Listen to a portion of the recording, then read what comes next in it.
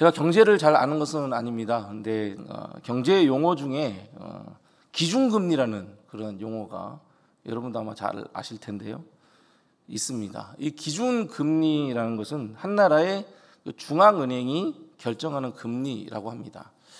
쉽게 얘기하면 우리나라 중앙은행인 한국은행이 이게 일반은행과 돈을 거래할 때 세우는 금리, 이게 기준금리라고 하는데요. 예를 들어서 기준금리가 1%다. 그러면 일반은행은 이제 한국은행에 가서 1%의 금리를 주고 돈을 빌릴 수도 있고 또 그 남은 돈을 거기에 예금할 수도 있고 그렇다고 합니다.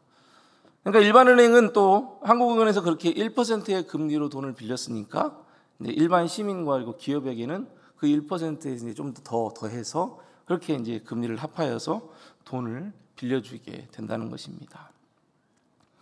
만약에 1% 이제 10%까지 올라갔다, 기준금리가 그러면 이제 일반은행은 옛날처럼 1%로 한국은행에서 이렇게 돈을 빌릴 수 없고 10%의 금리를 주고 돈을 빌려야 하고, 당연히 이제 또 그 10%의 금리를 더해 가지고 일반은행이나 시민들에게 또 이렇게 돈을 빌려줄 수 있게 되는 것이죠. 그게 이제 기준금리라고 합니다.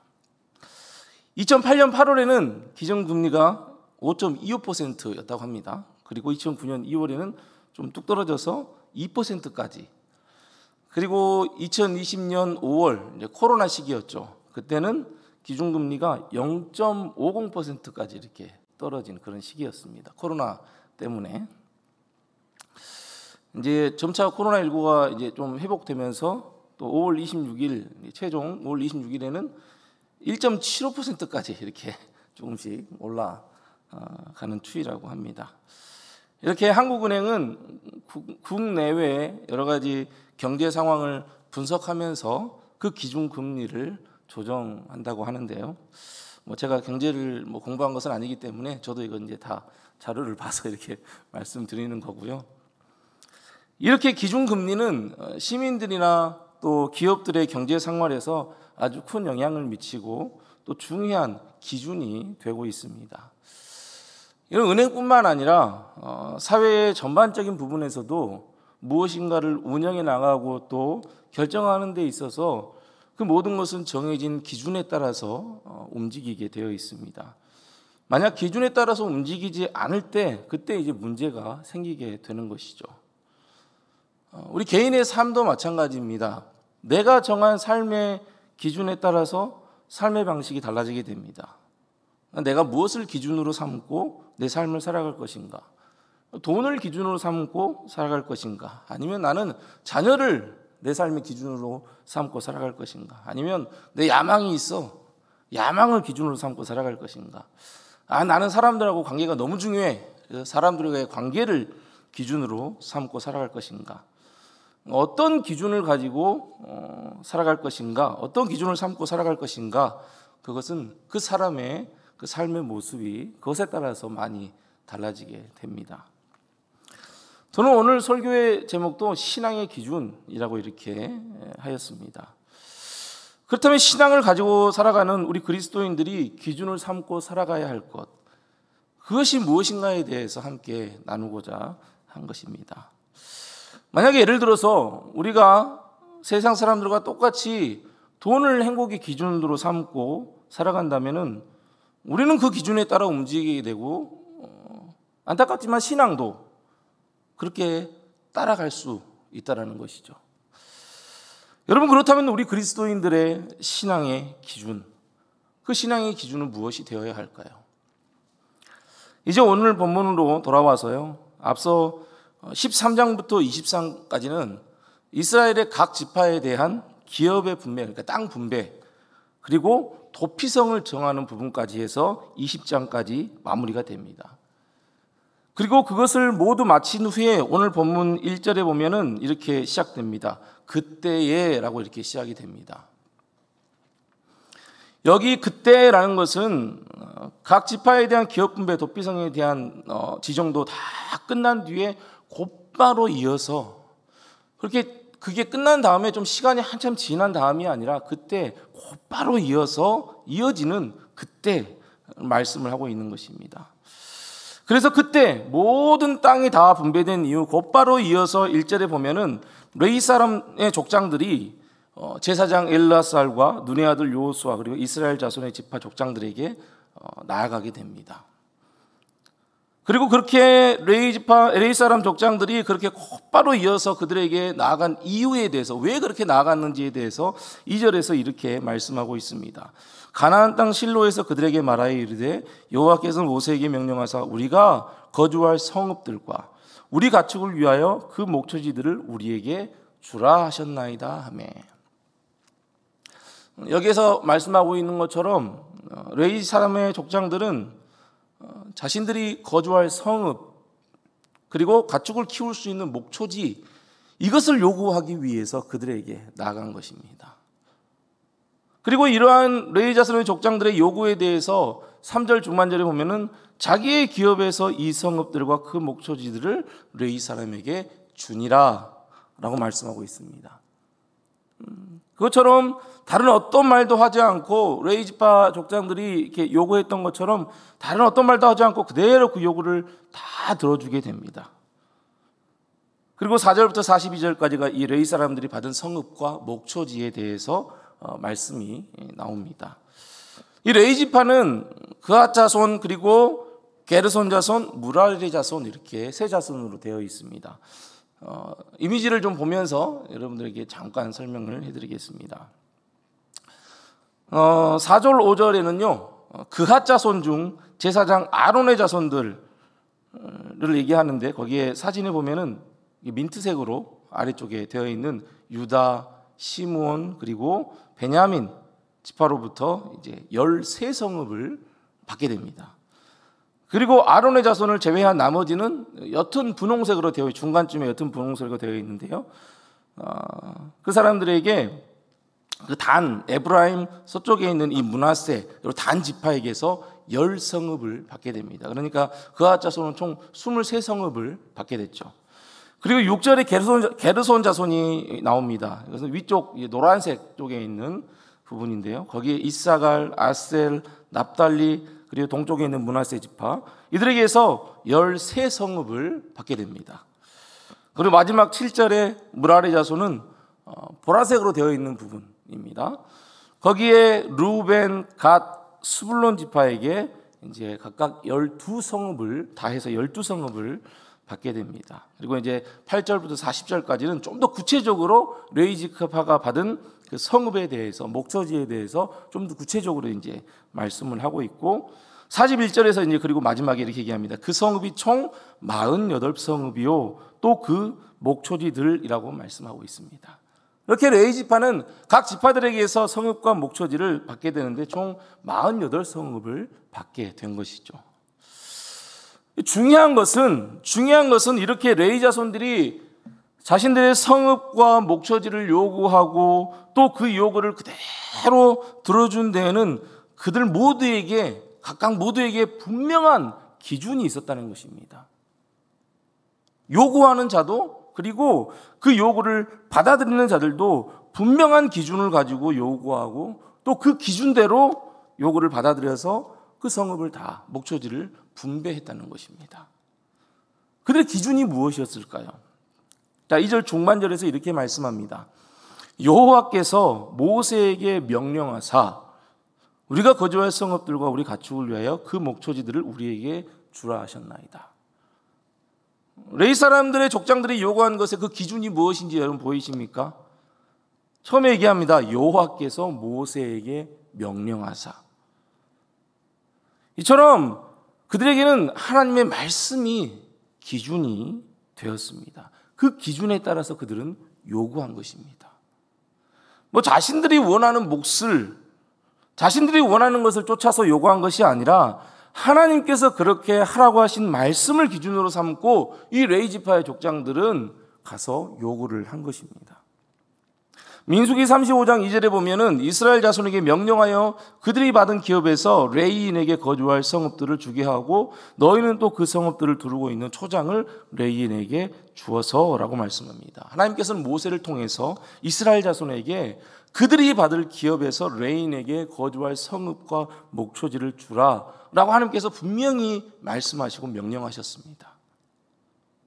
그 말씀을 기준으로 이 레위지파의 족장들은 요구를 했던 것입니다. 자기의 거할 성읍과 목초지를. 또한 이스라엘 자손은 그러면 무엇을 기준으로 삼고 그들의 요구들을 받아들였는가? 3절에 보십시오. 이스라엘 자손이 여호와의 명령을 따라 자기의 기업에서 이 성읍들과 그 목초지들을 레위 사람에게 주니라. 여기서도 분명히 얘기하고 있습니다. 이스라엘 자손이 누구의 명령을 따라 주었습니까? 레위지파가 요구했으나 레위지파의 명령을 따라 주었습니까? 아닙니다. 분명히 얘기합니다. 여호와의 명령을 따라, 여호와의 명령을 따라, 하나님의 말씀을 따라, 하나님의 말씀의 그 기준을 따라서 이스라엘 자손들도 성읍과 목초지들을 레위 사람들에게 다 나누어 준 것입니다. 특별히 또 이스라엘 자손이 그렇게 성읍과 목초지를 나눌 때도 그들이 그냥 임의대로 그래 너는 이 땅 이렇게 이 땅 이렇게 임의대로 그냥 나누었던 게 아니었습니다. 이제 4절부터 쭉 8절까지 한번 보시기 바랍니다. 중간중간에 나와 있습니다. 그앗 자손을 위하여 제비를 뽑았는데 또 제비 뽑은 대로 열세 성읍을 받았고 또 6절에도 제비 뽑은 대로 열세 성읍을 받았더라. 또 8절에 여호와께서 모세에게 명령하신 대로 이스라엘 자손이 제비 뽑아 레위 사람에게 준 성읍들과 그 목초지들이 이러하니라. 하나님께서는 이스라엘 백성들에게 중요한 문제들이 있을 때마다 제비를 뽑아서 그 문제에 대한 자신의 뜻과 계획을 지시하셨습니다. 그렇기 때문에 이스라엘 백성들이 이 제비를 뽑았다는 것은 이 땅을 분배하는 모든 결정권이 누구에게 달려있다는 것을 인정하는 것입니까? 이것은 하나님께 달려있다. 그것을 확신했던 것이며 또 그 하나님의 말씀의 기준에 따라서 제비를 뽑아서 성읍과 목초지를 레위지파에게 나누어 주었던 것입니다. 그러니까 하나님의 뜻이, 그 하나님의 말씀이 그들에게는 기준이었습니다. 결국 레위지파의 요구도 그리고 나머지 이스라엘 백성들이 레위지파에게 요구대로 성읍을 나눠주는 것도 그들의 기준은 모두가 다 자신들의 뜻이 아니라, 자신들의 생각이 아니라, 자신들의 기준이 아니라 하나님의 말씀이 기준이었습니다. 자신의 생각과 이익대로 땅을 요구하거나 나누지 않았습니다. 처음부터 끝까지 하나님의 말씀이 그들에게는 기준이었습니다.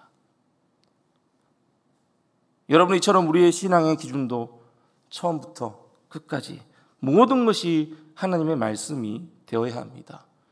하나님의 말씀을 여러분의 신앙의 기준으로 꼭 삼으시기 바랍니다. 신앙의 기준이 없으면, 말씀을 가지고 신앙의 기준이 없으면 우리는 올바른 신앙으로 자라지 못합니다. 자라지 못할 뿐만 아니라 잘못된 신앙을 가지게 될 수밖에 없습니다. 그런데 더 큰 문제는 잘못된 신앙을 가졌음에도 불구하고 자신은 올바른 신앙을 가졌다는 것입니다. 그 착각에 빠진다는 것입니다. 마태복음 7장 21절부터 23절에서 예수님께서 이렇게 말씀하셨습니다. 나더러 주여 주여 하는 자마다 다 천국에 들어갈 것이 아니요 다만 하늘에 계신 내 아버지의 뜻대로 행하는 자라에 들어가리라.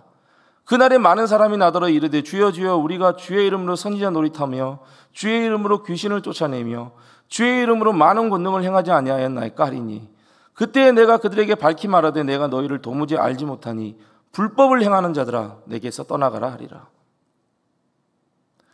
여러분, 주의 이름으로 선지자 노릇하고 주의 이름으로 귀신을 쫓아냅니다. 주의 이름으로 많은 권능을, 많은 능력을 행합니다. 그런 사람이 여러분 앞에 딱 서 있다고 생각해 보시기 바랍니다. 아주 놀라워하고 대단한 사람이라고 박수 쳐줄 것입니다. 그런데 표면적으로는 주의 이름으로 여러 가지 놀라운 일을 행합니다. 하지만 예수님께서는 이들을 향해서 내가 너희를 도무지 알지 못한다. 그리고 그들을 향해 불법을 행하는 자들아 내게서 떠나가라 말씀하십니다. 표면적으로 아무리 주의 이름으로 선지자 노릇하고 귀신을 쫓아내고 권능을 행하지만 그것이 하나님의 뜻을 따라 하나님의 말씀을 따라 행하지 않고 자신들의 기준에 따라서 행하는 것이라면 그것은 모두 불법을 행하는 것이 되고 마는 것입니다. 그리고 그렇게 불법을 행하는 자들은 천국에 들어갈 것이 아니라고 심지어 그렇게 예수님께서는 말씀하십니다. 예수 그리스도를 믿는 성도는 그 믿음을 따라서 항상 행해야 합니다. 믿음을 주신 그 하나님의 뜻을 따라서 행해야 합니다. 그 행함으로 우리는 그 믿음을 증명해야 합니다. 그리고 그 행함의 기준이 바로 말씀이 되어야 합니다. 겉으로 여러 가지 교회 일들을 하고 종교 생활을 하지만 실제 믿음을 증명해야 하는 우리의 행함에 있어서는 말씀이 기준이 되어 있지 않고 나 자신이 기준이 되어 내가 원하는 뜻대로 내가 원하는 방향대로 살아간다면은 어쩌면 그것은 예수님께서 말씀하신 불법을 행하는 자가 되고 마는 것입니다. 로이드 존스 목사님께서 이렇게 말씀하셨습니다. 교리는 성경 해석의 열쇠입니다. 성경을 바르게 읽고 해석하고 적용하기 위해서 가장 먼저 필요한 것은 성경의 교리를 분명하게 이해하고 배우는 것입니다. 두말할 필요도 없이 그리스도인의 삶에 있어서 성경의 중요성은 절대적인 것입니다. 참된 그리스도인의 중요한 특징 가운데 하나는 성경을 하나님의 말씀으로 믿는 것입니다. 즉 그리스도인들은 성경이 자신의 신앙과 삶의 유일무이한 법칙이라고 믿고 있는 사람들입니다. 따라서 성도들의 모든 신앙의 근거와 대상은 바로 성경입니다. 여러분 반드시 여러분의 신앙의 기준, 삶의 기준, 말씀이 되어야 할 줄로 믿습니다. 신앙을 가진 자로 삶 가운데 살아가는 데 있어 반드시 말씀이 기준이 되어서 행하시기 바랍니다. 그렇게 행하는 삶이 여러분의 믿음을 증명한다는 사실을 반드시 기억하시기 바랍니다. 이제 여기서 한 가지 더 나아가면 좋겠습니다. 그렇다면 우리는 왜 그렇다면 우리는 말씀을 신앙의 기준으로 삼아야 할까요? 너무 당연한 질문이라고 생각하십니까? 하나님의 말씀이니까 당연히 우리는 그 말씀을 기준으로 삼아야지요. 이렇게 말하는 것도 맞는 답입니다. 하지만 왜 우리가 하나님의 말씀을 그러면 신앙의 기준으로 삼고 살아가야 하는지 좀 더 구체적이고 실제적인 이유 한 가지를 우리가 가지고 돌아갔으면 좋겠습니다. 오늘 본문 45절을 여러분 보시기 바랍니다. 45절에서 이렇게 말씀합니다. 여호와께서 이스라엘 족속에게 말씀하신 선한 말씀이 하나도 남음이 없이 다 응하였더라. 아멘. 말씀을 신앙의 기준으로 삼아야 하는 한 가지 이유가 여러분 이 말씀 속에서 보이십니까? 하나님께서는 이스라엘 족속에게 말씀하신 그 선한 말씀 하나도 남김없이 다 응하게 하신 하나님이십니다. 하나도 남김없이 다 응하게 하셨습니다. 우리에게 말씀을 주신 하나님께서는 그 말씀을 반드시 이루시는 신실하신 하나님이십니다. 역대하 6장에 예루살렘 성전을 다 건축한 후에 솔로몬이 이스라엘 회중 앞에서 축복하며 기도하는 내용이 있습니다. 4절에 보면은 왕이 이르되 이스라엘 하나님 여호와를 송축할지로다. 여호와께서 그의 입으로 내 아버지 다윗에게 말씀하신 것을 이제 그의 손으로 이루셨도다. 그렇게 찬양하며 고백합니다. 솔로몬은 성전 건축을 마친 후에 하나님께서 자신의 아버지인 다윗에게 약속하신 그 말씀을 지키사 이것을 하나님께서 이루셨다라고 고백합니다. 10절에서도 이제 여호와께서 말씀하신 대로 이루셨도다. 말씀하신 대로 이루셨도다. 내가 여호와께서 말씀하신 대로 내 아버지의 다윗을 대신하여 일어나 이스라엘 왕위에 앉고 이스라엘의 하나님 여호와의 이름을 위하여 성전을 건축하고 라고 말씀합니다. 솔로몬은 자신이 이스라엘의 왕이 된 것도 그리고 성전을 건축한 것도 모두 하나님께서 말씀하신 것을 하나님께서 이루신 일이라고 그렇게 고백하면서 찬양하고 기도하고 있는 것입니다. 여러분의 삶 속에서도 아마도 솔로몬처럼 그렇게 나에게 말씀하신 대로 이루시는 신실하신 하나님의 그 응답을 경험을 하셨을 것입니다. 신실하신 하나님께서는 한치의 오차도 없이 빈틈도 없이 완벽하게 말씀하신 모든 것을 다 이루시는 우리의 하나님이십니다. 이것은 우리가 말씀을 신앙의 기준으로 삼고 살아가야 하는 충분하고도 완전한 이유가 되는 것입니다. 하나님의 말씀이기에 말씀을 기준으로 삼는다. 단순한 이러한 이유를 넘어서서 이제는 우리가 말씀을 주신 하나님께서는 그 말씀을 반드시 이루시는 신실하신 하나님이시기 때문에 우리가 그 말씀을 신앙의 기준으로 삼고 살아가야 한다는 사실을 여러분 반드시 기억하시기 바랍니다. 말씀을 정리합니다. 여러분들의 삶의 기준, 신앙의 기준 무엇을 삼고 살아가시겠습니까? 반드시 하나님의 말씀을 기준으로 삼으시기 바랍니다. 이스라엘 족속에게 말씀하신 선한 말씀이 하나도 남음이 없이 다 응하게 하신 그 신실하신 하나님, 그 하나님께서 주신 말씀을 여러분의 삶의 기준, 신앙의 기준으로 삼아서 그 말씀대로 순종하여서 하나님께 주시는 참 복을 누리며 살아가는 모든 성도님들 꼭 되시기 바랍니다.